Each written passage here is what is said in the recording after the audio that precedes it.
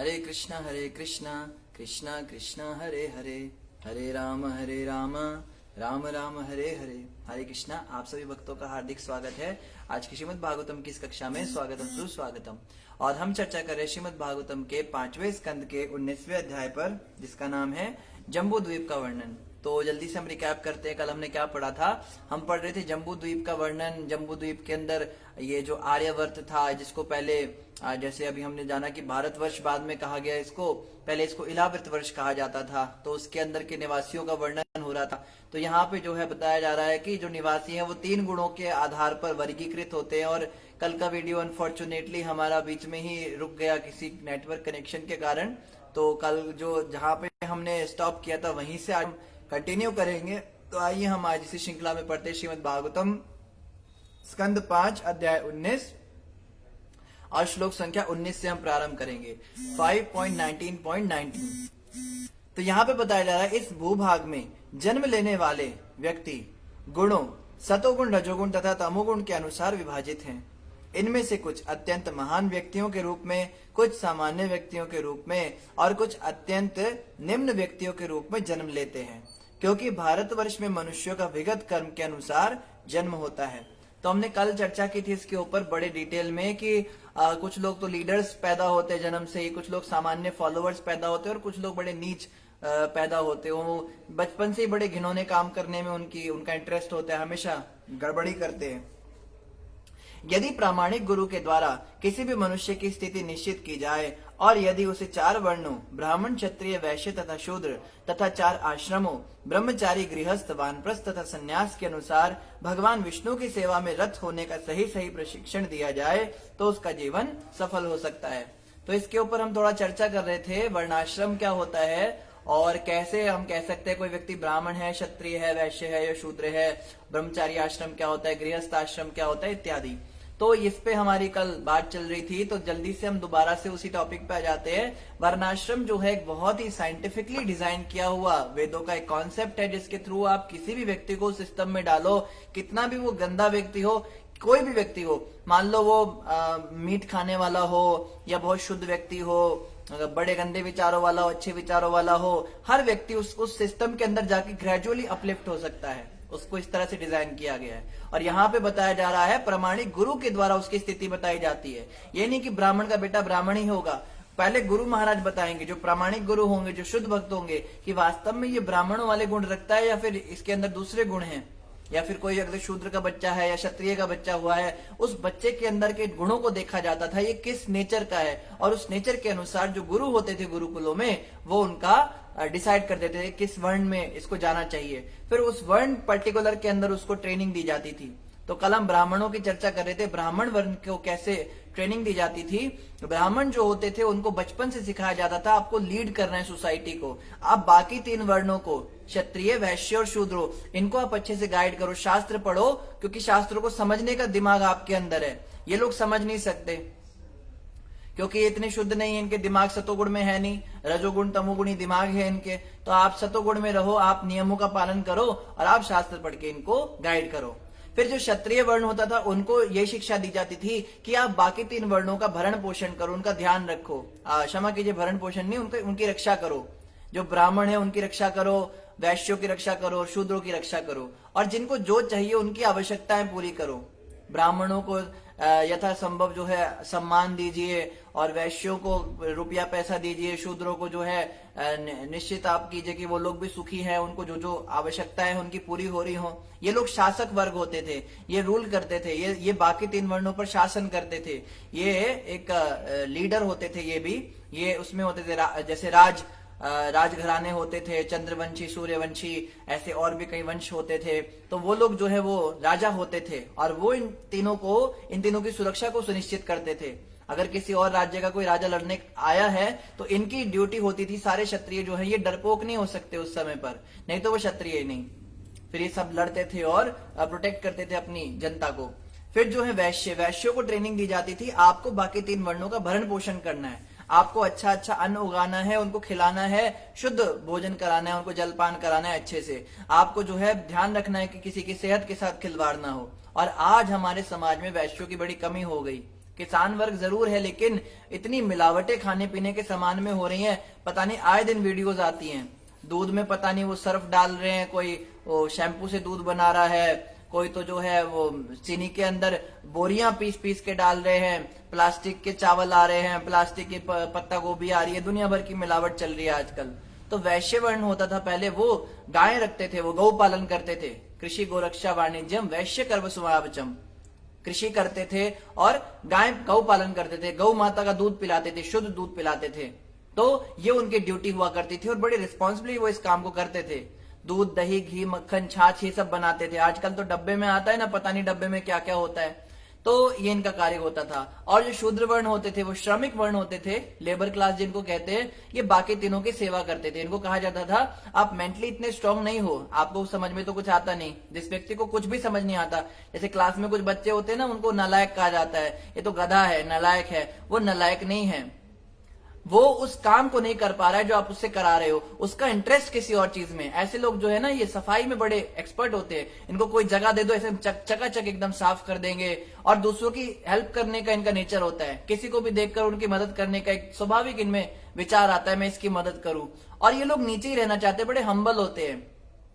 शूद्रों को कभी गुस्सा नहीं आता। शूद्रों के भी अंदर 13 गुण बताए शास्त्रों के अंदर, जिसमें ये भी नहीं होते, वो तो शूद्रों से भी नीचे होते हैं। फिर उनके नीचे चांडाल और मलेच्छ, यवन, बड़ी सारी और भी वर्ण आते हैं। तो शूद्र के अंदर जैसे विनम्रता होती है और स्वामी परायणता होती है, पंचुअल होते हैं, डिसिप्लिन्ड होते हैं, हम्बल होते हैं, हमेशा रिस्पेक्टफुल होते हैं और गोपनीय होते हैं। कोई बात इन्हें बताई जाए तो अपने तक रखते हैं। ये सारे की सारी ट्रेनिंग दी जाती थी उनको भी।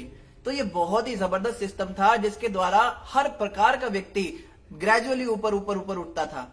मगर आज जो है इसको हमने जातिवाद का नाम दे दिया और सारा का सारा सिस्टम बर्बाद हो गया हमारा। फिर आश्रमों का भी सिस्टम होता था कि हर व्यक्ति के जीवन में 4 आश्रम होने चाहिए। शुरुआत के 25 साल वो ब्रह्मचारी रहे, फिर दूसरे 25 साल गृहस्थ रहे, तीसरे 25 साल वानप्रस्थ रहे और लास्ट के जो 25 साल उसमें सन्यासी रहे। तो ब्रह्मचारी जीवन में क्या होता था, गुरुकुल में जाते थे। कहीं जंगल में, बीहड़ में वो गुरुकुल होता था। और ऐसा नहीं था कि सुबह स्कूल गए रात को घर में आ गए, वो गुरुकुल में ही रहते थे। और ऐसा नहीं था कि उसमें पीरियड्स लगते थे क्लास में, ये हो गया अब छुट्टी हो गया, कुछ भी करो। सुबह 4 बजे से लेकर रात के 10-11 बजे तक गुरुकुल चलते थे। सूर्योदय से सूर्यास्त तक उनको गुरुजी बिल्कुल लगा के रखते थे सेवा में। उनको शारीरिक, मानसिक और इमोशनल और सामाजिक हर प्रकार की शिक्षा दी जाती थी। बिल्कुल एक्सपर्ट कर देते थे उनको। शास्त्र पढ़ाते थे, शस्त्रों का ज्ञान देते थे, नीति शास्त्र सिखाते थे और स्त्रियों से कैसे व्यवहार करना है, पुरुषों से कैसे व्यवहार करना है। तो जो लड़के होते थे वो गुरुकुलों में जाते थे और लड़कियां, क्योंकि उनको ऐसे बाहर छोड़ नहीं सकते अकेले, तो स्त्रियों की जो ट्रेनिंग होती थी वो घरों के अंदर होती थी। ऐसा नहीं स्त्रियों को पढ़ाया नहीं जाता था। स्त्रियां महलों के अंदर सब राजकुमारियां सब लिखना जानती थी। जितनी भी ब्राह्मणियां होती थी वो पढ़ती थी, शास्त्र वेद पढ़ती थी। कैसे पढ़ती थी? उनको पढ़ना लिखना आता था, उनको ट्रेनिंग भी दी जाती थी। जो छत्राणी होती थी, क्षत्रिय कन्याएं, वो अपने पास कटार रखती थी छोटी सी अपने उसके लिए। जैसे हम रानी लक्ष्मीबाई के बारे में जानते हैं, या और भी बहुत बड़ी बड़ी वीरांगनाएं हुई हैं, उन सबको लड़ना आता था, तलवारबाजी आती थी उनको, बड़े अच्छे से वो तीर तलवार चलाती थी। लेकिन उसकी जरूरत उनको होती नहीं थी। जब पुरुष है तो फिर स्त्रियों को ये सब करने की जरूरत नहीं होती थी। ये सेल्फ प्रोटेक्शन के लिए, इमरजेंसी के लिए। आज क्या हो गया, पुरुष के होते हुए भी स्त्री को कमाना पड़ रहा है, पैसे कमाने पड़ रहे हैं। अगर किसी का पुरुष जो है अक्षम हो जाए, वो पैसे कमाने लायक नहीं है, तब तो स्त्री काम करे, समझ में भी आता है। जब पुरुष पैसे कमा रहा है तो स्त्रियों को परेशान नहीं करना चाहिए, क्योंकि उनकी स्वाभाविक टेंडेंसी नहीं होती बाहर जाके ये सब, घर भी बेचारी संभाले, बच्चों को भी संभाले, माँ बाप को भी संभाले, इसीलिए स्त्रियों से संभलता नहीं है।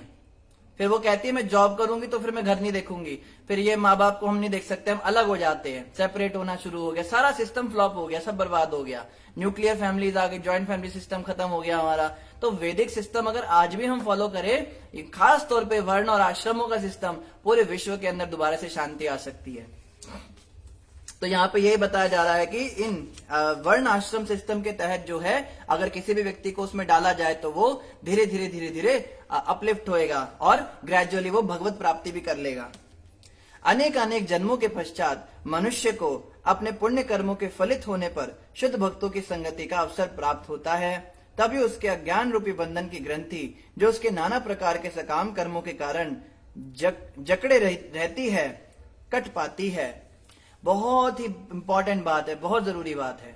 मतलब ये इतनी जरूरी बात है, जो कि हमें 24 घंटे स्मरण रखने वाली बात है। क्या कि कोई बहुत बहुत जन्मों के बाद कोई एक जीवात्मा भाग्यशाली ऐसी होती है लाखों करोड़ों में से, जिसको किसी शुद्ध भक्त की संगति प्राप्त होती है। यही बात आज से 10-12 साल पहले हमने पढ़ी थी किसी पुस्तक में प्रभुपाद जी की, और उस समय हम रोने लगे कि देखो यहां पे लिखा है शुद्ध भक्त की संगति इतनी इंपॉर्टेंट होती है। हमने तो जीवन में किसी शुद्ध भक्त को देखा नहीं, प्रभुपाद जी के विषय में सुना था, लेकिन प्रभुपाद जी अब संसार में है नहीं प्रत्यक्ष रूप से। तो शुद्ध भक्त देखने की बड़ी इच्छा जागृत हुई, बड़ी लालसा हुई मन में, शुद्ध भक्त देखना है। ये शुद्ध भक्त कोई सड़क पे तो चलते मिलते नहीं है, शुद्ध भक्त तो बहुत बड़ी बात है। शुद्ध भक्त उसे कहते हैं जिसके मन में कोई भी इच्छा ना हो, केवल भगवान की भक्ति करने के अलावा, जो 24 घंटे कृष्ण का चिंतन करता हो, अपने शरीर का तो चिंतन ही ना करता हो, और उसका हर कार्यकलाप भगवान की भक्ति में हो। कोई भी कार्य वो अपने शरीर के लिए, अपनी इच्छा के लिए, अपने को खुश करने के लिए ना करे। अब इतना हाई स्टैंडर्ड कोई शुद्ध भक्त कहां से मिलेगा? बहुत दुखी हुए हम, तो बड़े परेशान हुए। तब जो है भगवान ने बड़ी कृपा करी और हमें अपने एक बड़े अच्छे शुद्ध भक्त से मिला दिया। फिर उन शुद्ध भक्त ने हमें दीक्षा भी दी, उनके हमारा हमको शिष्यत्व भी प्राप्त हुआ उनका। तो कहने का भाव ये है, ऐसे शुद्ध भक्त की अगर संगति किसी को मिल रही है पल भर की भी। हमें याद है जब हमने गुरु महाराज को सबसे पहले मिले थे हम, तो बहुत बड़ा प्रोग्राम था, हाउस प्रोग्राम था किसी का, उसमें बड़े सारे लोग आए हुए थे। तो हम तो छोटे मोटे आदमी थे, हमें कौन देखे वहां पे। हम बड़े दूर से कहीं कमरे में कोने में से हमें दूर से दर्शन हो गए उनके, और मन में इतना आनंद हुआ, देखो आज किसी शुद्ध भक्त के दर्शन हो गए। हमने वहीं से जो है दंडवत प्रणाम किया उन्हें, फिर प्रणाम करके फिर वापस आ गए। हम घर में आना पड़ा, हमारे माता पिता ज्यादा लेट प्रोग्राम करने नहीं देते थे। तो हम फोन कर करके अपने सारे दोस्तों को बताते थे, तुम्हें पता है मैंने उन महाराज को आज प्रणाम किया। कहते थे बाप रे आपने तो बहुत बड़ा काम कर दिया, आपने उनको प्रणाम किया, वो सामने बैठे हुए थे। मैंने कहा हाँ वो सामने बैठे थे, और वो लोग इतने खुश हो गए, कहते हम आपको आके प्रणाम करते कि आप उन्हें प्रणाम करके आए हो। इतनी भावना विकट थी उस समय। और बाद में तो बड़ी कृपा मिली, गुरु महाराज ने अपने बड़े निकट रखा, फुल टाइम रहे उनके साथ मंदिर में, 2-3 साल उनकी सेवा भी मिली, बड़े निकट से देखा, बहुत आनंद आया। शुद्ध भक्त की ना एक एक कार्यकलाप ऐसा होता है, आनंद आ जाता है उनके साथ में, छोटी छोटी बातें। तो ऐसे शुद्ध भक्तों की संगति अगर किसी को मिल रही है तो वो ये समझे कि बहुत बहुत जन्मों के बाद, कितने कितने पुण्य इकट्ठे होने के बाद शुद्ध भक्त की संगति मिली, और उसमें भी लाखों करोड़ों असंख्य जीवात्माओं में से कोई एक ही होता है जो उनकी कदर समझता है। शुद्ध भक्तों की संगति तो बड़े लोगों को होती है। अब प्रभुपाद जी पूरे विश्व के अंदर भ्रमण करते थे, तो सब्जी बेचने वाले या फल बेचने वाले या सफाई करने वाले सब लोग उनका दर्शन कर लेते थे, लेकिन वो जान नहीं पाए कि कितने बड़े शुद्ध भक्त हैं। तो ये भी अपने आप में बहुत बड़ी कृपा है भगवान की कि हम उन्हें पहचान जाए कि इनकी स्थिति बड़ी ऊंची है। दर्शन होना तो निश्चित रूप से बहुत बड़ी बात है, लेकिन उनको पहचान जाना ये और भी बड़ी बात है। और यहाँ पे क्या बताया जा रहा है, उसके नाना प्रकार के सकाम कर्मों के कारण जकड़े रहने वाली ग्रंथि कट जाती है। शुद्ध भक्तों की संगति से क्या होता है, जो अपनी मेहनत से नहीं होता। हम आपको अपना प्रत्यक्ष अनुभव बताते हैं, छोटा मोटा कोई अनुभव है, ज्यादा बड़ा नहीं। हम पहले जब माला का जाप करते थे, हमसे माला होती नहीं थी, माला के मन के पीछे खिसकते ही नहीं थे, मतलब मन ही नहीं लगता था माला में, इधर देखना उधर देखना, हरे कृष्णा कृष्णा कृष्णा, बहुत दिक्कत आती थी। मन में उल्टे सीधे विचार, इधर उधर की बातें। पर जब हमारी दीक्षा हुई, गुरु महाराज के हाथ से हमें माला मिली, गुरु महाराज माला देते हैं खुद उस पे जाप करके, उसके बाद दुखी दुखी सा हो गया, पता नहीं चल रहा है। तो ये तो अनुभव की बातें हैं, तो स्वयं आप जब करेंगे किसी शुद्ध भक्त की संगति तो वही आपको पता लगेगा। और गुरु महाराज इतने दयालु हैं, अगर किसी की दीक्षा नहीं भी हुई है तो उसको भी वो माला पे जाप करके उसको जो है कृपा करके दे देते हैं। प्रभुपाद के समय पे क्या होता था, प्रभुपाद जी अपने हाथों से प्रसाद बांटते थे सब भक्तों को, और जब प्रभुपाद जी अपने हाथों से प्रसाद बांटते थे, उस प्रसाद को पाने की वजह से क्या हो गया, जो मलेच्छ थे, भक्तों की संगति करने से धीरे धीरे ऐसे भगवान वासुदेव की संगति में, ऐसे भगवान वासुदेव की सेवा में मन लगने लगता है, जो दिव्य हैं, भौतिक बंधनों से मुक्त हैं, मन एवं वाणी से परे हैं तथा परम स्वतंत्र हैं। भगवान की सेवा करने में भी मन लगेगा। देखो जब हम किसी भक्त के संपर्क में आते तो ऑटोमेटिक हमारी इच्छा होती है, अरे आज ठाकुर जी की कुछ सेवा करते हैं, आज भोग अच्छे से बनाते हैं, आज माला का जाप करते हैं, आज थोड़ा हरिनाम कीर्तन करते हैं। अपने आप हमारे मन के अंदर इच्छाएं जागृत होती हैं। और दूसरी तरफ हम देखते हैं, हम कोशिश करते रहे, नाम जपे, भगवान की सेवा ना बोझ बन जाती है। ठाकुर जी तो लगने लगते हैं जैसे कोई गले की फांस है, इनको रोज भगाने के खिलाना पड़ता है, रोज सुबह नहलाना पड़ता है, रोज रात को सुलाना पड़ता है। सेवा जो एक जंजाल बन जाती है। हरिनाम का जप तो ऐसा लगने लगता है कि पता नहीं क्यों ये हमें दे दिया ये नियम, हम तो फंस गए। हम तो बुरे फंसे। कई भक्त लोग सोचते हैं कि दीक्षा क्यों ले ली हमने गले में क्या कंठी पहन ली, कुछ खा नहीं सकते, कहीं जा नहीं सकते, ऐसी मनोभावना हो जाती है। और वहीं पर अगर हम किसी अच्छे भक्त की संगति कर रहे हैं, उनका रेगुलर साधु संग कर रहे हैं, और विशेष रूप से अगर किसी शुद्ध भक्त का संग कर रहे हैं, तो देखो कितना मन लगता है। मन करता है घंटों घंटों बस ठाकुर जी के सामने बैठे रहे, हरिनाम जपते रहे, कथा सुनते रहे, रात दिन बीत जाए, कथा खत्म ना हो, इस प्रकार के भाव हमें उमड़ने लगते हैं। तो भक्तों की संगति सबसे जरूरी है। मान लो आपका जप छूट जाए कोई बात नहीं, आपके चारों नियम टूट जाए कोई बात नहीं, आप मंदिर भी ना आ पाओ कोई बात नहीं, सुबह भी ना उठ पाओ कोई बात नहीं, सब कुछ छूट जाए, कथा श्रवण भी छूट जाए, सब छूट जाए, लेकिन किसी एक भक्त को पकड़े रखो अपने जीवन में, वो वापस सब शुरू करा देगा। इतनी शक्ति भक्तों के संग में होती है। और दूसरी ओर हम भक्तों का संग ना करके ये सब काम करते रहें तो ज्यादा समय चलेंगे नहीं। वही बात आ गई, जो व्यक्ति श्रवण नहीं करता वो व्यक्ति कीर्तन नहीं कर सकता। जो श्रवण में कच्चा है, कथा नहीं सुनता भगवान की, जो रेगुलर भगवान की सुंदर सुंदर कथाएं हैं, भागवत कथा है, इसको नहीं सुनेगा, वो व्यक्ति जप कर ही नहीं सकता। झूठ बोल रहा है अगर वो कहता है कि रोज वो जप कर रहा है अच्छे से बैठ के ध्यान पूर्वक, उसका जप में मन ही नहीं लगने वाला। क्योंकि श्रवण से कीर्तन करने की इच्छा जागृत होती है। श्रवण की बहुत महिमा है। विशेष रूप से किसी भक्त के मुख से जब हम श्रवण करते हैं कथा को, तो हमारा हरिनाम में जप करने में मन लगने लगता है, कीर्तन में बड़ा आनंद आता है। और जिसका श्रवण और कीर्तन होता है, फिर उसका स्मरण बड़ा अच्छा आता है, फिर उसको भगवान की रिमेम्बरेंस आती है, भगवान को याद कर पाता है दिन भर। दिन में कभी कभी भगवान याद आने लगते हैं। ऐसे बैठे होंगे, कुछ काम कर रहे होंगे, अचानक से आ जाएगा, अरे कल कथा में ये पॉइंट बड़ा अच्छा आया था, कल उनकी कथा सुनी थी, कितना आनंद आया था, ऑटोमेटिक स्मरण होने लगेगा। नहीं तो फिर जैसे बेवकूफ बनाते रहो दुनिया को, उनको बोलो प्रभु जी माला किया करो, हमारे तो बस मन में ही भगवान है, मन में चलते रहते हैं। ये बेवकूफ बनाने का सिस्टम होता है लोगों का। मन में भगवान है हमारे, तेरे मन में भगवान होते तो तू सतोगुण में भगवान के पास पहुंच गया होता, कलयुग में ना पैदा हुआ होता। तो इस प्रकार से हमें समझना है, श्रवण बहुत बहुत बहुत आवश्यक है, और कीर्तन भी बहुत आवश्यक है। जप रोज करना चाहिए महामंत्र का, हरे कृष्ण कृष्ण कृष्ण हरे हरे, हरे राम राम राम हरे हरे। तो इस प्रकार से श्रवण कीर्तन करने से स्मरण होगा, फिर स्मरण होगा तो वंदन होगा, फिर पाद सेवन, फिर 9 की 9 विधियां ऑटोमेटिक एक के बाद एक चलती जाएंगी, और लास्ट में क्या होगा, आत्मसमर्पण हो जाएगा। आगे बता रहे हैं, भक्तों की संगति करने से धीरे धीरे भगवान की सेवा में मन लगने लगता है। यही भक्ति योग अर्थात भगवान वासुदेव की भक्ति ही मुक्ति का वास्तविक मार्ग है। तो जो व्यक्ति मुक्ति चाहता है संसार से, भाई मेरा भवबंधन कट जाए, मैं जन्म मृत्यु के चक्कर से पार लग जाऊं, उसको भक्ति की शरण लेनी पड़ेगी। कोई व्यक्ति भगवान की भक्ति नहीं करता और कहता है मैं मुक्त हो जाऊंगा, तो ये संभव नहीं है, कम से कम कलयुग में तो संभव नहीं है। आगे कह रहे, चूंकि आत्म साक्षात्कार के लिए मनुष्य जीवन ही परम पद है, अतः स्वर्ग के सभी देवता इस प्रकार कहते हैं। इन मनुष्यों के लिए भारतवर्ष में जन्म लेना कितना आश्चर्यजनक है। देखो, स्वर्ग के देवता ये बात कह रहे हैं। हम तो कहते हैं ना पैसे आ जाए, वो आ जाए, पैसों वाले जो कुबेर बैठे हैं, विद्या आ जाए, बड़े एमटेक बीटेक, सरस्वती जो बैठी है सारी विद्या को लेकर के, वो देवता भी ये सोचते हैं। क्या सोचते हैं कि इन मनुष्यों के लिए भारतवर्ष में जन्म लेना कितना आश्चर्यजनक है। इन्होंने भारत में जन्म लिया, ये कितने सौभाग्यशाली हैं।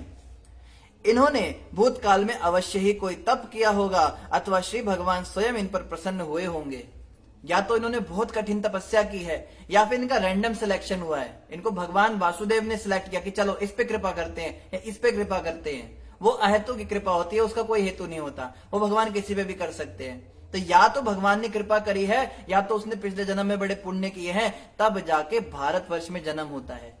और कितने निग्गर मूर्ख लोग हैं वो जो कहते हैं हम भारत को छोड़ के कनाडा में जाएंगे, अमेरिका जाएंगे, वहां पे बहुत पैसा है, वहां बड़ी समृद्धि है। इंडिया तो एक अनडेवलप्ड कंट्री है, अंडर डेवलपमेंट है, हमारे भारत के अंदर ये है वो है, दुनिया भर की कुप्रथाएं चल रही हैं। अरे आपके पास जो वेद शास्त्र है ना, उसको पढ़ के तो आज नासा के साइंटिस्ट भी उसका लाभ उठा रहे हैं। आप सोचो, बड़े बड़े जो यूनिवर्सिटीज हैं, हार्वर्ड यूनिवर्सिटी है, मैसाचुसेट्स यूनिवर्सिटी है, ऑक्सफोर्ड यूनिवर्सिटी है, वहां पे भगवत गीता बतौर एक सब्जेक्ट के रूप में पढ़ाई जा रही है। और वो लोग कहते हैं कि India has this diamond but it does not know it's value. Bharat एक ऐसा देश है, लिच्छड़ों का देश है, उनके पास इतना बड़ा हीरा है मगर उसकी उनको कदर ही नहीं है। उनके पास भगवत गीता है, ये बहुत बड़ी बात है। देवता लोग ये सोच रहे हैं, और हम लोग देखो कैसे मूर्ख, हम इन देशों के अंदर जाके सोचते हैं बड़े आनंद लेंगे। मोरा है अभिलाष अमेरिका दियोवास, बस यही हमारी इच्छा है, अमेरिका चले जाएं किसी तरह। एक भक्त हैं जो सुन रहे होंगे कथा, अभी कहते मेरा वीजा लग जाए बस प्रभु, मुझे बाहर जाना है, कनाडा जाना है, मैंने बड़े विदेश जाने की बड़ी इच्छा है, भारत भूमि को छोड़ के वहां जाना चाहते हैं। क्या कहा जाए उनको, हम कहते कोई बात नहीं, चले जाओ। अन्यथा वे इस प्रकार से भक्ति में संलग्न क्यों कर होते। हम देवतागण भक्ति करने के लिए भारतवर्ष में मनुष्य जन्म धारण करने की मात्र लालसा कर सकते हैं, किंतु ये मनुष्य पहले से ही भक्ति में लगे हुए हैं। जो कृष्ण भक्ति में लगे हुए हैं, देवता कहते हैं कि हम तो बस इच्छा ही कर सकते हैं भक्ति करने की, हमारे धाम में भक्ति होती नहीं है, स्वर्ग में केवल भोग होता है। स्वर्ग का मतलब क्या है, वहां पे पाप पुण्य नहीं होते, वहां पे तो आप गए ही हो भोग विलास करने के लिए। वहां स्त्रियों के साथ आप स्वतंत्र रूप से रमण करो, वहां पे ये पियो, सोमरस पियो, बड़े बड़े गद्देदार मखमल के बिस्तर पे सो, हमेशा जवान रहो, सुंदर दिखो, मेकअप करो, हार श्रृंगार, ये सब चलता है वहां पे, नाचो गाओ, बस धूम धड़ाका करो। लेकिन स्वर्ग के देवता कहते हैं ये सब करके हम बच नहीं सकते मृत्यु से, मृत्यु हमें भी आएगी, और जब मृत्यु आएगी ना तो वापस क्षीणे पुण्य मर्त्य लोकम विशंति, फिर से हमें धरती पर जाकर गिरना पड़ेगा। इन मनुष्यों का कितना सौभाग्य, भक्ति करके ये सीधा भगवान के वैकुंठ जा सकते हैं, पर हम देवता होकर भी वैकुंठ नहीं जा सकते, क्योंकि हमारा मन जो इंद्र तृप्ति में ही लीन रहता है। कहा है ना, दुख में सिमरन सब करे, सुख में करे ना कोई, जो सुख में सिमरन करे तो दुख काहे को होए। हम लोग तो इसलिए भगवान का सिमरन कर पा रहे हैं क्योंकि दुख है, कष्ट है, इस संसार में दुख है, बुढ़ापा अपने आप में दुख है, और मृत्यु का हमें डर रहता है, और भी दुनिया भर की आदि व्याधि उपाधि ये सब चलता रहता है, कुछ ना कुछ समस्या रहती है, इसलिए हम भगवान की भक्ति करते हैं। देवताओं को कोई दुख ही नहीं है, वो तो सुख में है हमेशा, इसलिए वो भक्ति कर ही नहीं सकते बेचारे, इसलिए वो कहते हैं हम तो बस लालसा कर सकते हैं कि मनुष्य बन जाए कभी धरती पर। कितनी बड़ी बात है। देवता आगे कहते हैं, वैदिक यज्ञों के करने, तप करने, व्रत रखने तथा दान देने जैसे दुष्कर कार्यों के करने के पश्चात ही हमें स्वर्ग में निवास करने का यह पद प्राप्त हुआ है। हमने बहुत यज्ञ किए, बहुत गरीबों को दान दिया, बहुत बड़े बड़े हॉस्पिटल बनवाए, बड़े पुण्य कार्य किए, लड़कियों की शादियां कराई, अनाथालय बनाए, तब जाके हमें देवता बनने को मिला। शास्त्रों की बातें मानी, सच बोला, जितने भी अच्छे काम थे करे, तब जाके हमें इस स्वर्ग के अंदर रहने को आज मिल रहा है। किंतु हमारी इस सफलता का क्या महत्व है? What is the use? What is the use? क्या फायदा हुआ इतनी मेहनत करने का? यहां हम निश्चय ही भौतिक इंद्रिय तृप्ति में व्यस्त रहकर भगवान नारायण के चरण कमलों का स्मरण तक नहीं कर पाते। हमारी देखो कैसी दुर्दशा है, 24 घंटे इंद्रिय तृप्ति में हम रहते, हम तो भगवान नारायण को स्मरण तक नहीं कर पाते। हमें तो याद भी नहीं आता कि नारायण भी कुछ हैं, क्योंकि खाते हैं, पीते हैं, नाचते हैं, गाते हैं, मौज मस्ती करते हैं, विषय भोग करते हैं, इंद्रिय भोग करते हैं, बस। कहाँ नारायण? काम करते हैं, इंद्रिय तृप्ति करते हैं, फिर हम भूल ही जाते हैं भगवान। भगवान को याद रखेंगे तो इंद्रिय तृप्ति कर ही नहीं पाएंगे, फिर तो डर लगेगा ना, भगवान देख रहे हैं, तो भगवान को भूल ही जाते हैं। तो देवता कैसे होते हैं? ये इतनी ज्यादा इंद्रिय तृप्ति करते हैं कि भगवान से बिल्कुल ही विलग हो जाते हैं, दूर हो जाते हैं। क्षमा कीजिए, बीच बीच में नेटवर्क प्रॉब्लम रहेगी, कुछ रहती है इस समय पर। आगे कह रहे, ब्रह्मलोक में करोड़ों अरबों वर्ष की आयु प्राप्त करने की अपेक्षा भारतवर्ष में अल्पायु प्राप्त करना श्रेयस्कर है। कितनी बड़ी बात। कहते हैं ब्रह्मलोक पे चले जाओ, ब्रह्मा जी के लोक पे आप हजारों करोड़ों साल रहो, उससे बढ़िया भारत भूमि के अंदर कुछ समय के लिए आप पैदा हो जाओ, क्योंकि थोड़े समय में आप भक्ति करके निकल जाओगे संसार से। और ब्रह्मलोक पे क्या करोगे? वहां पे केवल इंद्रिय तृप्ति करोगे। तो ये चीज ये दोनों बताई। देखो कि हमारा मनुष्य जीवन, हम कहते हैं ना हमारे तो बड़े बड़े परेशान है प्रभु जी, बड़े दुखी हैं। अरे अच्छा है परेशान और दुखी हो, इस परेशानी का लाभ उठाओ और भगवान हरि के चरणों में अपने मन को लगाओ। कितना आसान है। जब भी परेशानी हो इस महामंत्र को जपना शुरू कर दो, हरे कृष्ण कृष्ण कृष्ण हरे हरे, हरे राम राम राम हरे हरे। तो इस नश्वर संसार में शाश्वत घर बनाने का प्रयास करने की बजाय हमें भक्ति करके अपने शाश्वत घर में चले जाना है। आगे क्या कह रहे हैं? क्योंकि ब्रह्मलोक को प्राप्त कर लेने के बाद भी बारंबार जन्म तथा मरण के चक्र में पड़ना होता है। यद्यपि मर्त्यलोक के अंतर्गत भारतवर्ष में जीवन अत्यंत अल्प है, किंतु यहाँ का वासी पूर्ण कृष्ण भक्ति तक पहुंच सकता है और भगवान के चरण कमलों में अर्पित होकर इस लघु जीवन में भी परम सिद्धि प्राप्त कर सकता है। इस प्रकार उसे वैकुंठ लोक प्राप्त होता है, जहाँ न तो चिंता है, न भौतिक शरीर युक्त पुनर्जन्म है। तो स्वर्ग के अंदर जाने से अच्छा वैकुंठ में जाया जाए। वैकुंठ में जाके क्या होगा, ना तो चिंता है, ना कोई समस्या है, ना वहां पे पुनर्जन्म होगा, बार बार जन्म मृत्यु भी नहीं लेना पड़ेगा। वैकुंठ में जाना ज्यादा श्रेयस्कर है। तो अगर हम पुण्य कर्म करेंगे तो हम स्वर्ग में चले जाएंगे, ब्रह्मलोक में चले जाएंगे, और अगर हम भक्ति कर्म करेंगे तो हम वैकुंठ में जाएंगे। अब फैसला हमारा है, पाप कर्म करेंगे तो वैसे ही नरक में जाना है। तो जो लोग कहते हैं हम तो बड़े बड़े अच्छे प्रभु जी, हम तो सुबह उठ के चिड़ियों को ये करते हैं, गरीबों को, अच्छी बात है, करना चाहिए, मना नहीं है, लेकिन मात्र इतना करने से आप भगवान के धाम नहीं जा पाओगे, आप स्वर्ग लोक में चले जाओगे। भगवान के धाम जाने के लिए भक्ति करनी पड़ेगी, भगवान कृष्ण को भोग लगाना होगा, उनको आरती सुनानी होगी, उनको रिझाने का प्रयास करना होगा। अब यहाँ पे बड़ा आजकल चल रहा है कि माधव सेवा ही है, मानव सेवा ही माधव सेवा है, नर सेवा ही नारायण सेवा है। जैसे स्वामी विवेकानंद एक बार गए किसी मंदिर के अंदर, तो कहते हैं आप अंदर इस पत्थर को, इस नारायण को पूजने की जो इतनी कोशिश कर रहे हो, आप देख नहीं सकते सड़क पे कितने सारे नारायण बैठे हुए हैं, आप उनकी सेवा करो। यही concept oh my God film के अंदर भी लाया गया। बात गलत नहीं है, अच्छी बात है, गरीबों की सेवा करो, लेकिन भगवान की सेवा छोड़ के क्यों गरीबों की सेवा करनी है? आप इतनी हजारों करोड़ों रुपए की फिल्में बना रहे हो, इतने हजारों करोड़ों रुपए को आप गरीबों को नहीं खिला सकते? आपके जो एक फिल्म का टिकट होता है 300 रुपए, 300 रुपए में एक पूरी फैमिली हफ्ते भर खा सकती है, उसको इतना खाना मिल सकता है। ये केवल एक टारगेट ओरिएंटेड फिल्म थी, जिसके अंदर कोशिश की गई थी कि लोगों को भगवान से हटा के और समाज सेवा के अंदर लाया जाए। और समाज सेवा भी कौन करता है? लोगों ने मंदिर जाना भी छोड़ दिया और समाज सेवा तो करते ही नहीं थे। देखो ना, जो व्यक्ति मंदिर जाता है वो गरीबों को भी कुछ देता ही है। हमारी भी आदत थी, हम भी बचपन में जाते थे, हमारे पिताजी हमें सिक्के पकड़ाते थे, सारे जितने भी बैठे होते थे उनको हम कुछ ना कुछ देकर आते थे। तो भिखारियों का भी जीवन जो है भगवान की कृपा से चल रहा है। और ऐसा नहीं है जैसे उसमें दिखाया गया था फिल्म में, उनको दुत्कारा जाता है, भगाया जाता है। सारे भिखारी मंदिरों की सीढ़ियों पे ही मिलते हैं। क्यों? क्योंकि वो मंदिर की सीढ़ियों पे उनको परमिशन तो दी होगी ना बैठने की। इन फिल्म स्टारों के घर के बाहर क्यों नहीं बैठते भिखारी? क्रिकेट स्टार्स के घर के बाहर क्यों नहीं बैठते हैं? वो उनको भगा देते हैं वो लोग दुत्कार के, और फिल्में बनाते हैं बड़ी बड़ी कि भगवान की भक्ति छोड़ो और नर सेवा ही नारायण सेवा, ऐसे ऐसे नारे देते हैं। जब मंदिर में भंडारे होते हैं, प्रसाद होता है, तो सबको खिलाया जाता है। ऐसा नहीं है कि पैसे वालों को खिलाया जाता है, और ज्यादातर गरीबी लोग आते हैं उसमें जिनको खाने की जरूरत होती है। इतने बड़े बड़े मंदिर हैं, गुरुद्वारे हैं, जिनमें लगातार 24 घंटे लंगर चलता है, 24 घंटे भंडारे चलते हैं। कितने सारे हम नाम गिना दें आपको मंदिरों के, 24 आवर उसमें जगन्नाथपुरी का मंदिर है अकेला, पूरे उड़ीसा के लोग वहां पे आके खा लेते हैं। तो ये तो बस खाली कहने की बात होती है कि भगवान की सेवा छोड़ो। अरे भगवान की सेवा करोगे तभी तो वैकुंठ जाने को मिलेगा। लोगों की सेवा करोगे तो स्वर्ग में जाओगे, फिर वापस इस संसार में आना पड़ेगा।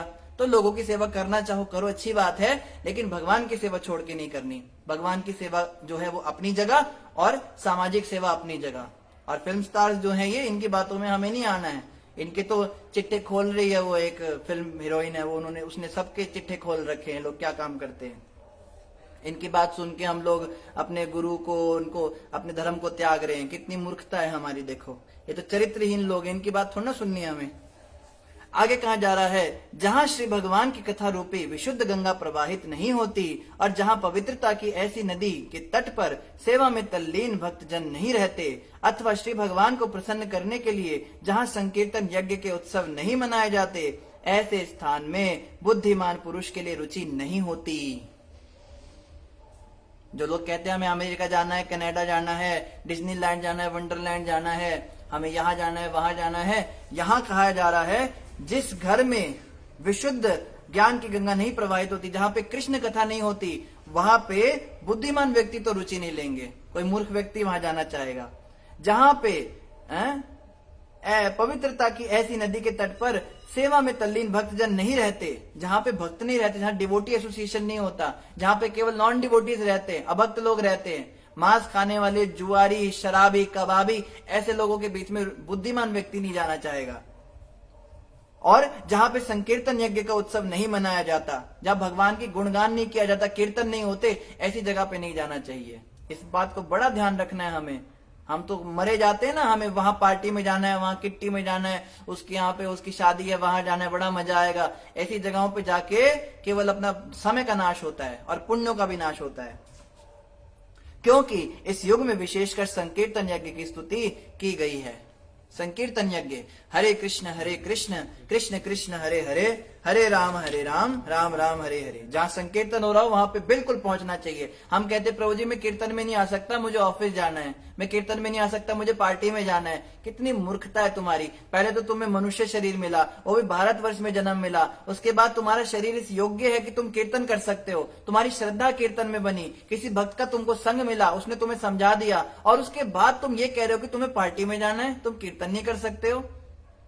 भगवान भी क्या करेंगे ऐसे व्यक्ति का। ये तो खुद ही कहता है कि मैंने तो डूबना ही है, बिल्कुल मैंने बचना ही नहीं है, जिंदा मैंने मरना ही मरना है। ऐसे व्यक्ति को तो भगवान भी नहीं बचा सकते। भक्ति के लिए भारतवर्ष में उपयुक्त क्षेत्र तथा परिस्थितियां उपलब्ध हैं, जिस भक्ति से ज्ञान तथा कर्म के फलों में से मुक्त हुआ जा सकता है। तो भक्ति करने के लिए भारतवर्ष अत्यंत अनुकूल है।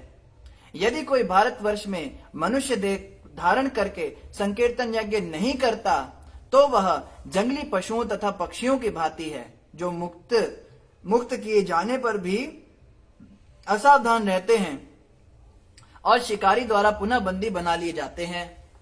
आप कहो जी हम तो बड़े एमबीबीएस हैं, हम तो बड़े पहुंचे हुए डॉक्टर हैं, हम तो आर्किटेक्ट हैं, हम तो इंजीनियर हैं, हम तो बड़े बड़े एमएलए हैं, हम तो पूरे देश के राष्ट्रपति हैं। आप कुछ भी हो, अगर आप भगवान की भक्ति नहीं कर रहे हो तो आप केवल एक पशु और पक्षी से अधिक कुछ नहीं हो, भागवत के अनुसार। सुखदेव गोस्वामी का ये स्टैंडर्ड है। हमें तो लोग कहते हैं ना कि पागल हो गया है, भक्ति करने लगा, वो देख तेरी बहन कितनी आगे बढ़ गई, देख तेरा भाई देख वो क्या कर रहा है, वो देखो पड़ोसी कितना आगे निकल गया। ये सब के सब पशु और पक्षी से अधिक कुछ नहीं है हमारी नजरों में। क्यों? क्योंकि ये लोग जो है जन्म मृत्यु के चक्कर में फंसने की तैयारी कर रहे हैं। मान लो कोई बहुत पैसे वाला हो गया, मौत की एक चपेट लगेगी, उसको एक थप्पड़ लगेगा, सारा पैसा इधर रह जाएगा। मान लो कोई बहुत ज्ञानवान हो गया, बहुत उसके वो हो गए, एमबीबीएस पीएचडी स्कॉलर कर लिया उसने, क्या क्या एमटेक बीटेक दुनिया भर के टैग लगा लिए, क्या होगा? मौत की एक चपेट आएगी और फिर एबीसीडी पे आ जाएगा। मान लो कोई व्यक्ति जो है उसने बहुत ज्यादा ख्याति प्राप्त कर ली, उसके बड़े फॉलोवर हो गए, बहुत फेमस व्यक्ति है, मानो उसके मरने पर पूरी दुनिया ने शोक मनाया हो, लेकिन मरने के बाद जब पैदा होगा तो उसको उसके माँ बाप के अलावा कोई नहीं जानता होगा। ये सारी वस्तुएं नश्वर हैं, इसीलिए हम कहते हैं ये लोग मूर्ख हैं। हम क्या कहते हैं? भागवत कह रहा है ये लोग पशु पक्षी के समान हैं। हमें इनको देख के अपना मन विचलित नहीं करना। ये लोग कहते हैं ना प्रभु जी मैंने भक्ति छोड़ दी, मेरे घर वाले ना मुझे बहुत ज्यादा बोलने लगे थे, मेरी पत्नी मुझे बड़ा प्रेशराइज करती थी, आप अच्छी जॉब नहीं करते हो, या मेरा पति मुझे बहुत ताने मारता था, तुम घर में कुछ काम नहीं करती हो, जॉब नहीं करती हो, मेरे माँ बाप को पसंद नहीं था तो मैंने भक्ति छोड़ दी। अरे भक्ति तुमने क्यों छोड़ी भाई? जो छोड़ने वाली चीज है उसको तो तुम छोड़ते नहीं हो। ये काम क्रोध लोभ ये सब छोड़ना होता है। जैसे हमारे गुरु महाराज भजन गाते हैं, नाम जपन क्यों छोड़ दिया तूने, नाम जपन क्यों छोड़ दिया, क्रोध न छोड़ा, लोभ न छोड़ा, पाप न छोड़ा, झूठ न छोड़ा, नाम जपन क्यों छोड़ दिया तूने, सत्य वचन क्यों छोड़ दिया। है नाम जपना क्यों छोड़ दिया भाई? जो छोड़ने वाली चीजें थी, अगर ऐसे घर वाले हमें भक्ति से डेविएट कर रहे हैं तो घर वालों को छोड़ दो, पर भक्ति मत छोड़ो भाई। प्रहलाद जी ने नहीं ये बात कही कि पिता कैसा भी हो हमें उनकी बात माननी है। अगर पिता गलत शिक्षा दे रहा है उनका सम्मान करना है, उनको कुछ अपशब्द नहीं बोलने। प्रहलाद जी ने कभी अपशब्द नहीं बोले, लेकिन उनकी बात नहीं माननी, भक्ति करनी है भगवान की। माता अगर भटक जाए तो भरत जी का उदाहरण है। भरत जी की माँ कैकई थी, कैकई राम जी की द्रोही हो गई। भरत जी ने कैकई माता की संगति छोड़ दी पर राम जी की भक्ति नहीं छोड़ी। कैकई माता कहती थी तू सिंहासन पे बैठ जा, राम को छोड़, वो उसको मैंने वनवास दिला दिया। कहते नहीं, ये बात नहीं माननी। इस मामले में तो गुरु की बात भी नहीं सुननी है। दैत्य गुरु शुक्राचार्य ने बलि को कहा, बलि तू अपना यज्ञ कर, ये विष्णु आया तो ये छलने के लिए।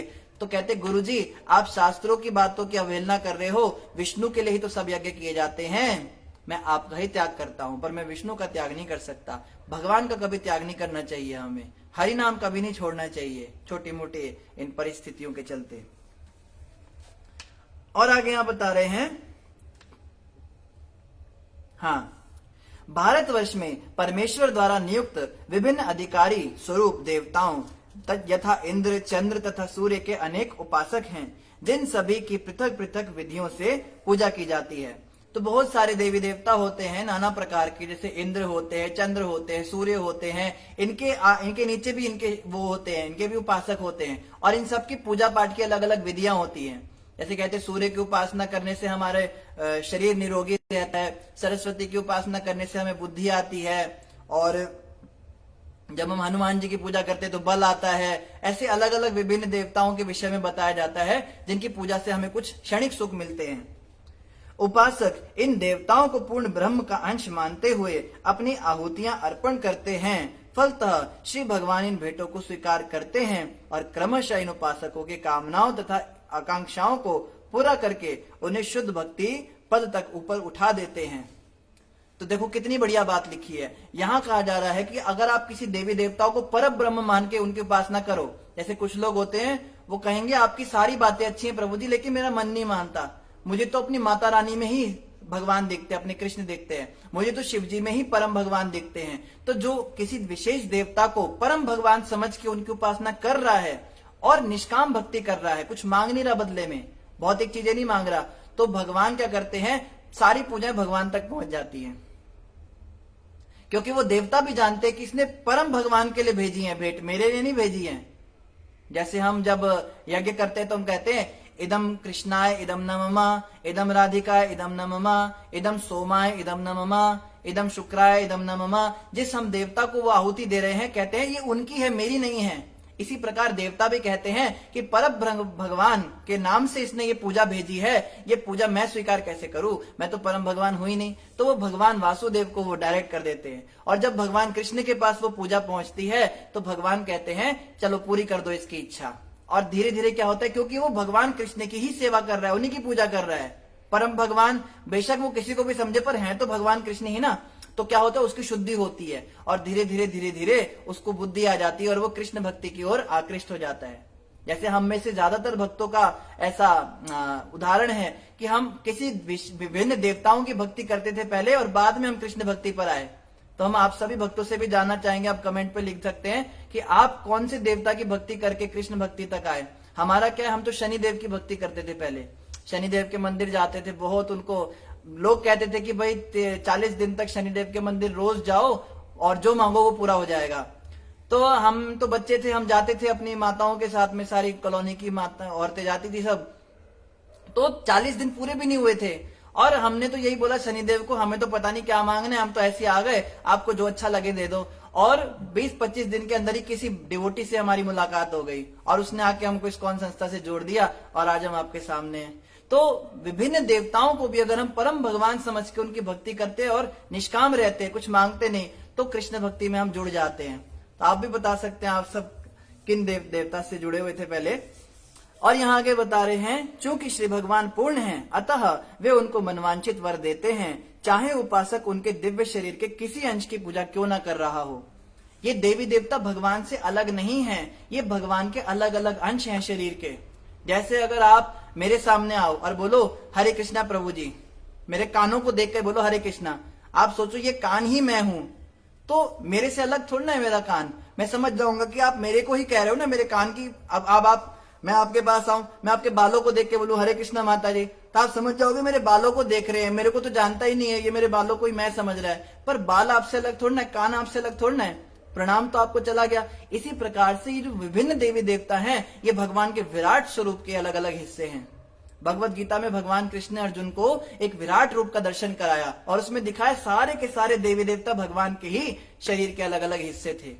तो हम किसी भी देवता की पूजा करते हैं तो यही माना जाएगा कि हम श्री कृष्ण के ही शरीर के किसी अंग की पूजा कर रहे हैं। तो कृष्ण के मन में कभी ऐसा नहीं आता कि तो उसकी पूजा कर रहे हैं, मेरे ही तो हैं, इंद्र भी मेरे हैं, चंद्र भी मेरे हैं, शिव भी मेरे हैं, ब्रह्मा भी मेरे हैं, पार्वती माता भी मेरी, दुर्गा माता भी मेरी है, सबके सब मेरे ही तो हैं। तो किसी की भी पूजा करे तो वो कृष्ण स्वीकार कर लेते हैं उसकी पूजा को। आगे कह रहे, पूर्ण पुरुषोत्तम भगवान उस भक्त की भौतिक कामनाओं की पूर्ति करते हैं जो सकाम भाव से उनके पास जाता है। मान लो कोई व्यक्ति सकाम भक्ति कर रहा है, कुछ चाहता है भगवान से, हे प्रभु मेरे को सुंदर पत्नी मिल जाए, शिव जी के 16 सोमवार के व्रत रख रहा है, या कोई हनुमान जी का हनुमान चालीसा पढ़ रहा है और सोच रहा है मुझे बल बुद्धि विद्या देहु मोहि हरु कलेश विकार, मेरे कलेश कट जाए, मुझे बल मिले बुद्धि मिले। तो भगवान कृष्ण कहते हैं जो सकाम पूजा भी करता है मैं वो भी पूरी कर देता हूँ, करता मैं ही हूँ। विभिन्न देवताओं के द्वारा, देवता कहाँ से लाते हैं, थोक की दुकान जो है वो कृष्ण ही बैठे हैं उसमें, तो देवता आते हैं उसके पास, फिर वहां से जो है खरीद के ले जाते हैं वो शक्तियां अपने अपनी दुकान पे रख लेते हैं। फिर जो उनसे जितना व्यापार, व्यापारी तो होता है, आपने पूजा दी तो उन्होंने कृपा दी, हमने पैसे दिए उन्होंने सामान दिया, तो ये व्यापार ही चलता है एक्चुअली में। लेकिन भक्ति जो है ये सकाम भक्ति की बात हो रही है, सकाम भक्ति व्यापार होती है, निष्काम भक्ति में हम बदले में कुछ चाहते नहीं। तो जो सकाम भक्ति करते हैं उनको भी कुछ तो मिल ही जाता है, उनकी इच्छाएं पूरी हो जाती है।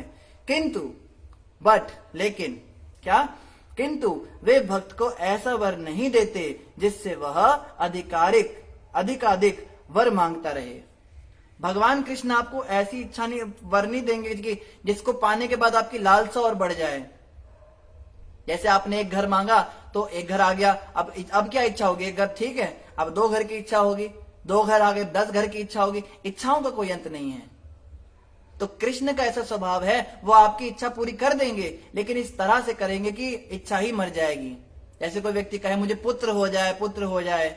जैसे एक राजा थे, राजा चित्रकेतु महाराज की 1 करोड़ पत्नियां थी, पर संतान नहीं थी किसी से भी। तो बड़े दुखी हुए, बड़े परेशान होकर एक दिन नारद जी उनके पास आए। नारद जी को बोला, नारद जी मुझे संतान का सुख नहीं है, आप कृपा करो, भगवान से प्रार्थना करो मुझे पुत्र हो जाए। तो नारद जी ने देखा, ध्यान लगा के तो बोला, आपके जीवन में संतान का सुख नहीं है राजन, आप रहने दो। कहते नहीं, मुझे पुत्र चाहिए ही चाहिए, मैं राजा हूं, राजा को क्या सुख, मेरे को तो सारी प्रजा बेकार लगती है, पूरे विश्व के राजा थे वो, पर पुत्र नहीं था। तो नारद जी ने कहा ठीक है, आप जबरदस्ती कर रहे हो तो मैं आपको वरदान देता हूं, आपको पुत्र हो जाएगा, लेकिन वो क्या करेगा, आपके सुख का कारण भी बनेगा और दुख का कारण भी बन जाएगा। तो राजा इतने खुश हो गए कि मुझे पुत्र हो जाएगा कि उन्होंने ध्यान ही नहीं दिया नारद जी ने क्या कहा। तो जो है समय के साथ उनको एक पुत्र हुआ। उस पुत्र का नाम उन्होंने रखा हर्ष शोक। हर्ष मतलब खुशी और शोक मतलब दुख। हर्ष शोक, ये खुशी भी देगा और दुख भी देगा। तो राजा ने सोचा दुख क्या दे सकता है, थोड़ा बिगड़ जाएगा, बदमाश हो जाएगा, कोई बात नहीं, कम से कम हो तो जाएगा ना पुत्र। अब पुत्र उनको हो गया। अब जिस रानी को पुत्र हुआ उस रानी के साथ राजा स्वाभाविक रूप से ज्यादा रहने लगे, वो माता पिता मिलके बच्चे को खिलाने लगे। अब बाकी जो 99,999 रानियां थी, उनको समस्या हो गई कि राजा हमारे पास तो आते ही नहीं, इन्हीं के साथ रहते हैं। तो उन सबने एक मंत्रणा की, इस बच्चे को हम मार देंगे। तो बच्चा छोटा ही था, अभी 4-5 साल का। सब रानियों ने मिलकर क्या किया, उसको जहर पिला दिया और मार दिया। अब जब बच्चा मरा तो राजा की स्थिति बड़ी खराब हो गई। एक तो पहले इतनी मुश्किल से हुआ था, ऊपर से मर गया। राजा बहुत करुण क्रंदन करने लगा, पूरे राज्य के अंदर दुख हो गया। तब जो है नारद जी दोबारा वहां पे पधारे। तो राजा ने कहा, नारद जी ये क्या किया आपने, मेरा बच्चा छीन लिया। नारद जी कहते मैंने कुछ नहीं किया, मैंने आपको पहले ही बताया था ये सुख भी देगा और दुख भी देगा। देखो इच्छा पूरी हुई उनकी, पर इस तरह से पूरी हुई कि आगे इच्छा करने की इच्छा ही खत्म हो गई। लेकिन राजा माने नहीं, कहते हैं मुझे कुछ नहीं पता, मेरे बच्चे को जिंदा करो। नारद जी ने कहा नियति यही थी, मैं क्या कर सकता हूं, उसके अपने कर्म थे, तुम्हारे अपने कर्म थे। कहते नहीं, मुझे पता आपके पास सारी शक्तियां हैं, आप मेरे बच्चे को जिंदा कीजिए। तब नारद जी ने क्या किया, उस आत्मा को बुलाया और उस शरीर में डाल दिया। बोला पुत्र उठ जाओ, तुम्हारे पिता तुम्हें बुला रहे हैं। तो जैसे ही बालक उठा, उसने नारद जी को तो प्रणाम किया। तो राजा बोलते मेरा बेटा मेरा बेटा। कहते रुको, कौन हो तुम। तो वो कहते बेटा तुम मुझे नहीं पहचान रहा, देख तेरी माँ भी रोने लगी, मेरा पुत्र। कहते कौन से माता पिता हो तुम। कौन से माता पिता है, तुम हमारे बेटे हो। कहते मैं तो जीवात्मा हूं, मेरे तो अनंत कोटि करोड़ों माता पिता हो चुके, तुम कौन से वाले नंबर के माता पिता हो ये बताओ, मुझे याद नहीं आ रहा, सब कंफ्यूज हो गए, मिक्स हो गए सब। तो दोनों एक पति पत्नी एक दूसरे का चेहरा देखने लगे। तो वो कहता है तुमने मुझे यहाँ क्यों बुलाया, मैं तो अच्छा भला वैकुंठ प्राप्ति कर चुका था, भगवान की भक्ति कर मेरी पूरी हो गई थी, थोड़ी सी बची थी, वो मैंने कष्ट भोग लिए इस जन्म में। तो फिर उन्होंने कहा बच्चे तू तो हमारा बच्चा है, तू इसी जन्म में तुम्हारा नाम हर्ष शोक था, वो वाले जन्म के हम माता पिता हैं। ओ अच्छा, ये जन्म तो सबसे बढ़िया था मेरा। क्यों, क्योंकि पिछले जन्म में मैंने क्या किया था, मेरी माँ ने मुझे कहा था बेटा ये कंडा जला दे, गोबर के उपले होते हैं ना सूखे, उसको कंडा कहते हैं। मैंने वो कंडा बिना देखे जला दिया, उसमें 1 करोड़ चींटियां थी, सब चींटियां जल के स्वाहा हो गई। अब उस पाप का फल मुझे क्या मिलना था, एक एक चींटी एक एक जन्म में मुझे मारेगी, और मुझे 1 करोड़ जन्म लेने पड़ते हैं उसकी वजह से। लेकिन इस जन्म में क्या हुआ, भगवान की इतनी कृपा हुई, ये 1 करोड़ चींटियां 1 करोड़ मेरी माताएं बन गई, विमाताएं बन गई, और इन रानियों ने मिलकर मुझे मार दिया, तो मेरे 1 करोड़ जन्म लेने की जरूरत नहीं पड़ी, 1 जन्म में मेरा काम हो गया और मैं भगवान के धाम जाने वाला था, पर आपने मुझे बुला लिया। तो राजा कहते नहीं नहीं, आपको मैं परेशान नहीं करूंगा, आप जाओ।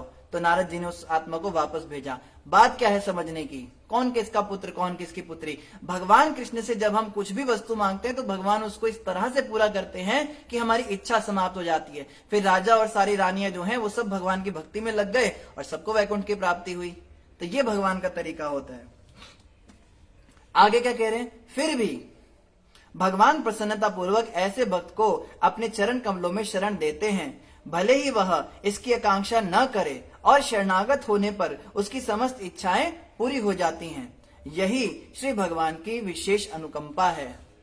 मान लो आप सकाम इच्छा से गए, आपने कहा भक्ति वक्ति नहीं चाहिए, वो सब अपने पास रखो, हमें बस खाली इस समय ये चाहिए, मेरा ये काम हो जाना चाहिए प्रभु, बस मेरी नौकरी लग जानी चाहिए, मेरा बच्चा हो जाना चाहिए, मेरी शादी हो जानी चाहिए, मुझे भक्ति वक्ति नहीं चाहिए।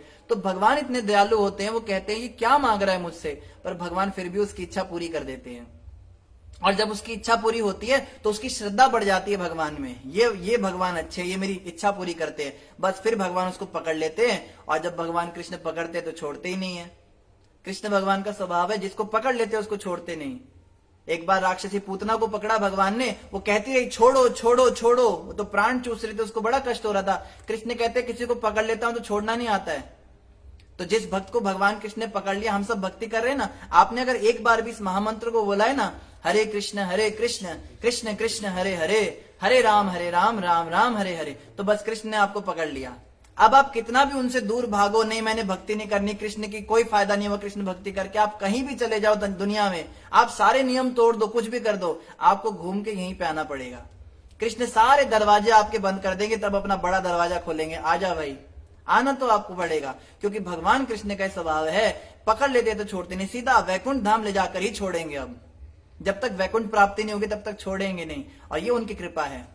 कई वक्त फ्रस्ट्रेट हो जाते हैं, प्रभु जी हमें तो पता नहीं क्या आप लोगों ने दिमाग खराब कर दिया, हम कई पार्टी में जाते तो हम खा नहीं पाते ठीक से, हमारे दिमाग में यही घूमने लगता है, हमने तो माला भी छोड़ दी थी, सब करना छोड़ दिया था, पर पता नहीं क्या हमें बीमारी लग गई है, बिना माला के रहा ही नहीं जाता। आप लोगों ने, इसे लोग कहते हैं ये इस्कॉन वाले जो है ना, ये हिप्नोटाइज कर देते हैं, ये ब्रेन वॉश कर देते हैं लोगों का, ये पता नहीं क्या बात पट्टी पढ़ाते हैं, लोग पागल हो जाते हैं, लोग चाह के भी इनको छोड़ नहीं पाते। तो इस्कॉन वाले कुछ नहीं करते, हमारे भगवान ही ऐसे है, भगवान पकड़ लेते तो फिर छोड़ते नहीं। अब हम क्या करें, हमारा काम भी यही है, वो भगवान को पकड़ पकड़ के लोगों को भगवान के पास ले जाना, फिर भगवान उन सबको पकड़ते रहते हैं। तो यही जो है प्रचार कार्य हमें आगे बढ़ाना है, भटकती जीवात्माओं को पकड़ पकड़ के भगवान कृष्ण के चरणों में लाने का प्रयास करना है।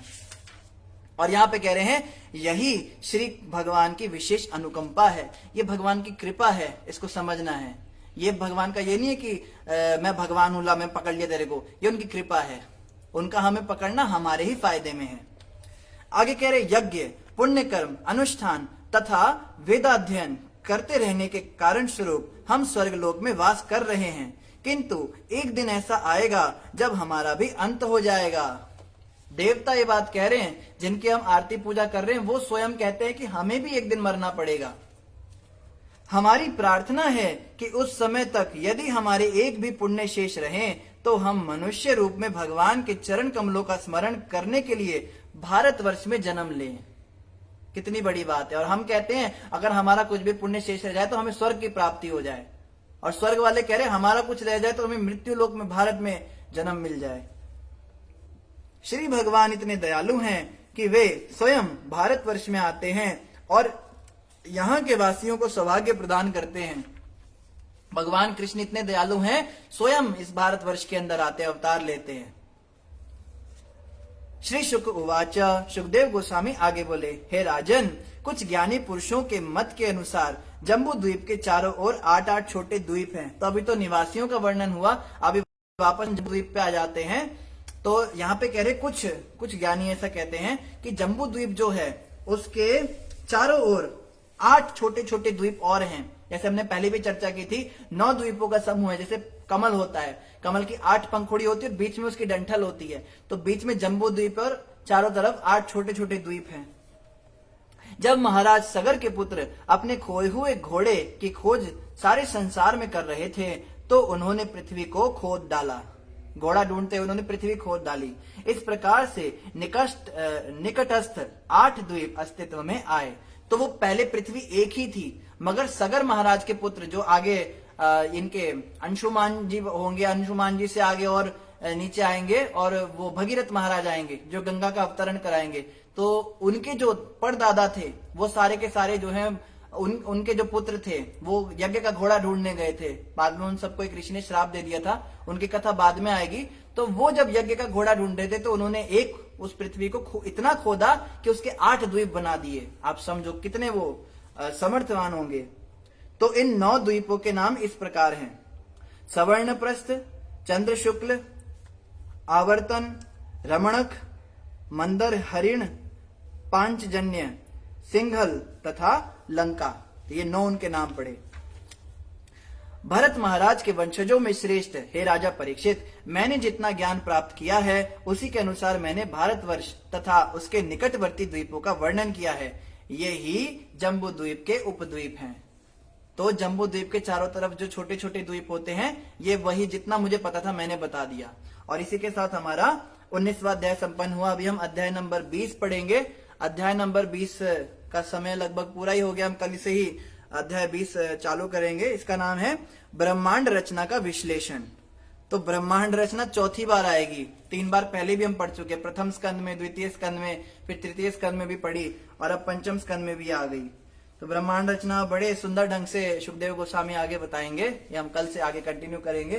तो इन शब्दों के साथ आप सभी भक्तों का बहुत बहुत धन्यवाद। किसी भक्त का कोई प्रश्न हो तो आप कमेंट पर अपना प्रश्न लिख सकते हैं। तो कमेंट बहुत सारे आ जाते हैं। ठीक है, पूजा शर्मा माता कहती है यस। प्रिंस कृष्णा जी कहते हैं we are all blessed to have you in our life. धन्यवाद प्रिंस कृष्णा जी, हम भी बड़े ब्लेस्ड हैं कि आप सब भक्त हमारे जीवन में आए और हमें भागवत पढ़ने का मौका मिला। और प्रिंस कृष्णा जी ने हरि बोल लिखा है, कृष्ण भारद्वाज जी ने प्रणाम लिखा है। पूजा शर्मा माता आप कह रही है प्रभु जी ये वीडियो क्यों रुक जाती है। पूजा माता ये वीडियो इसलिए रुक जाती है क्योंकि जहां पर हम बैठते हैं वो कम नेटवर्क वाला क्षेत्र होता है। तो अभी जितनी सुविधाएं हैं उसमें ही प्रभुपाद जी कहते थे best use of bad bargain. जैसा भी है अब हम भी सहन कर रहे हैं, आप भी थोड़ा सहन कीजिए, क्या कर सकते हैं। नारायण लाल जी ने राधे राधे लिखा है, ऋषि गुप्ता माता ने राधे राधे लिखा है। और मौसमी सिंह कह रहे वीडियो प्रॉपर नहीं चल रहा थ्रू आउट द सेशन। बीच बीच में वॉइस कट रही होगी, मैं समझ सकता हूँ, पर होल सोल आपको समझ ही आ गया। वो मजा तो नहीं आता है। मैं कोशिश करता हूँ कोई लोकेशन हम चेंज करेंगे जहाँ पे वाईफाई से हम कनेक्ट कर सके, क्योंकि मोबाइल इंटरनेट यहाँ पे चल नहीं पाता है ठीक से। तो मौसमी जी क्षमा चाहेंगे, आपको समस्या हुई।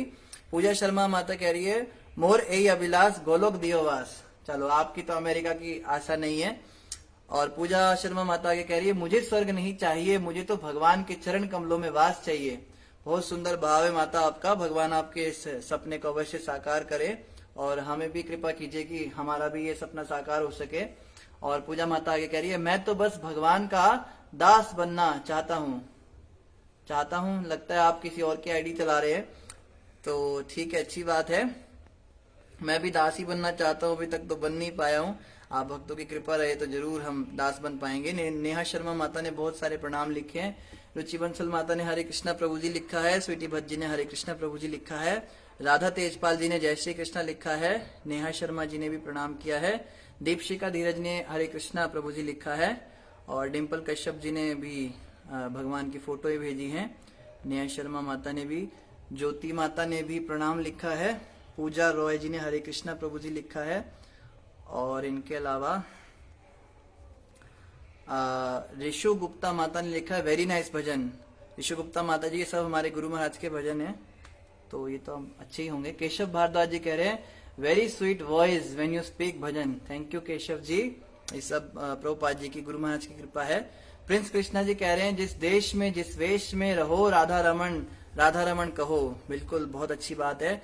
जिस भी परिस्थिति में हमें भगवान का नाम नहीं छोड़ना। दीपशिका धीरज जी कह रहे प्रभु जी सुनती हूँ भजन में ये भजन। धन्यवाद माता, आप सुनते रहा करो इन भजनों को। भजन सुनने से क्या होता है ना, एक कॉन्शियसनेस हमारी बनी रहती है। मैटेरियल सॉन्ग सुनेंगे इससे अच्छा भजन ही सुन ले। मेहरा मीनल जी कह रही हरे कृष्णा प्रभु जी हम तो चाइल्डहुड से ही कृष्ण के डिवोटी हैं। ये बहुत बड़ी कृपा है आपके ऊपर। चाइल्डहुड में तो सब डिवोटी होते हैं, बड़े होने के बाद पता नहीं क्या सींग लग जाते हैं। और हमारे देश के अंदर तो ज्यादा माताओं को कुछ और ही लग जाता है, वो फिर पता नहीं किसी और ही लाइन में चली जाती हैं। लड़के भी बिगड़ जाते हैं, पर माताओं का तो बड़ा बुरा लगता है, क्योंकि वो ज्यादा स्पिरिचुअल होती है। जब कोई लड़का बिगड़ता है तो इतना बुरा नहीं लगता, कोई माता ऐसी हरकतें करती है तो दिल पे बड़ा आघात लगता है। क्योंकि भारतीय नारी के बारे में शास्त्रों में इतनी बड़ी बड़ी बातें लिखी हैं, भारतीय नारी ऐसी होती, इतनी महान होती है, तो बिल्कुल इज्जत डुबाने वाला काम आजकल हो रहा है, तो बड़ा बुरा लगता है। माता बड़ी अच्छी बात है, भक्ति करते हो, अपनी सहेलियों को भी भक्ति में लगाओ, उनको भी प्रचार करो, उनको भी थोड़ा भागवत का ज्ञान दो, अपने तक नहीं रखते। कोई अच्छी चीज होती है तो सब में बांटनी चाहिए। जितेंद्र जी कह रहे भगवान शिव से जुड़ा हुआ था पहले। हाँ देखो, हमने पूछा था, धन्यवाद। देखा, शिव जी ने आपको भगवान कृष्ण से जोड़ दिया। नेहा शर्मा माता कह रही है विष्णु भगवान की पूजा करते थे, रोज ओम नमो भगवते वासुदेवाय की माला करते थे। देखो, आप विष्णु जी से कृष्ण भगवान के ऊपर आए, बहुत अच्छा। पूजा शर्मा माता कह रही है मैं तो प्रभु जी पहले कृष्ण को आम इंसान मानता था। बहुत बड़ी विडंबना की बात है, कृष्ण भगवान को आम इंसान मानते थे। देखो, भागवत सुनने से आपको पता लगा कि कृष्ण तो परम भगवान निकले। और प्रिंस कृष्णा जी कह रहे दिव्य ज्योति की पूजा करता हूँ। बहुत अच्छी बात है, आप ज्योति की पूजा करते हो। वो ज्योति किस व्यक्ति से आ रही है, वही कृष्ण है। और आंचल राणा जी कहते हैं जय श्री कृष्णा प्रभु जी, जय श्री कृष्णा। प्रिंस कृष्णा जी आगे कह रहे हैं यज्ञ करते करते यहाँ तक पहुंचा हूँ। अच्छा, आप यज्ञ करते करते पहुंचे। देखो, शास्त्रों में ये लिखा है, बहुत सारे यज्ञ, बहुत सारी पूजाएं, मंत्रों का जाप करने के बाद व्यक्ति भक्ति रास्ते पर पहुंचता है और आत्मसमर्पण कर देता है। लोग पूजा पाठ करते, यज्ञ करते, पर इच्छाएं रखते हैं मन में कि इसके बदले मुझे वो मिल जाए, इसके बदले वो मिल जाए। लेकिन निष्काम भक्ति का जो स्तर होता है सबसे ऊंचा, कि हमें कुछ नहीं चाहिए, बस हमारे भगवान खुश रहें, हमारे भगवान की प्रसन्नता हो, हम बस उनकी सेवा करेंगे। तो ये भाव सबसे ऊंचा भाव है। बड़ी अच्छी बात है, आप यहाँ तक पहुंचे। पूजा माता आगे कह रही है पर आपकी कृपा से अब समझ पाया हूँ कि कृष्ण ही पूर्ण पुरुषोत्तम है। ठीक है, अच्छी बात है, हमारी कृपा से नहीं है, सब प्रभुपाद जी की कृपा से हो रहा है। मंजू कपूर जी कह रहे हैं माता रानी की कृपा से हम कृष्ण कृपा प्राप्त हुई। बहुत बढ़िया मंजू माता, देखो माता रानी की आपने निष्काम भक्ति की। गर्ल्स इस्कॉन ज्वाइन कर सकती है, बिल्कुल आप इस्कॉन ज्वाइन कर सकते हो। इस्कॉन ज्वाइन नहीं किया जाता, इस्कॉन को फॉलो किया जाता है। तो अगर आप हरे कृष्ण महामंत्र के 16 माला जप रहे हो, रोज 4 नियमों का पालन कर रहे हो, सुबह मंगल आरती उठ रहे हो, और इस्कॉन संस्था के किसी बोनाफाइड गुरु महाराज से आप दीक्षा ले लेते हो, तो आप इस्कॉन के सदस्य बन जाते हो। तो ये तो कोई भी कर सकता है, पुरुष हो, स्त्री हो, या ब्राह्मण हो, वैश्य हो, या काला हो, गोरा हो, हर व्यक्ति इस्कॉन ज्वाइन कर सकता है। तो आगे मंजू कपूर जी ने लिखा है शुभ रात्रि प्रभु जी। मंजू माता, आपका डेली शुभ रात्रि आ जाता है हमको, हमारी रात्रि बड़ी शुभ हो जाती है, धन्यवाद आपका। मेरा मीनल जी आगे कह रहे प्लीज मेरे क्वेश्चन का आंसर दो प्रभु जी, इस्कॉन ज्वाइन कर सकते हैं गर्ल्स? हाँ कर सकते हैं, दे दिया। और इनके अलावा जो है मेरा मीनल जी ने बड़े सारे प्रणाम लिखे हैं बीच में, और आखिरी तक इनके प्रणाम ही हो गए। तो जल्दी से डिम्पल जी के लिए महामंत्र गा देते हैं। हरे कृष्णा कृष्णा कृष्णा हरे हरे, हरे राम राम राम हरे हरे, हरे कृष्णा कृष्णा कृष्णा हरे हरे, हरे राम राम राम हरे हरे, हरे कृष्णा कृष्णा कृष्णा हरे हरे, हरे राम राम राम हरे हरे। तो इन्हीं शब्दों के साथ आप सभी भक्तों का बहुत बहुत धन्यवाद। ग्रंथराज श्रीमद् भागवतम महापुराण की जय, जगत गुरु श्रील प्रभुपाद की जय, गौर भक्त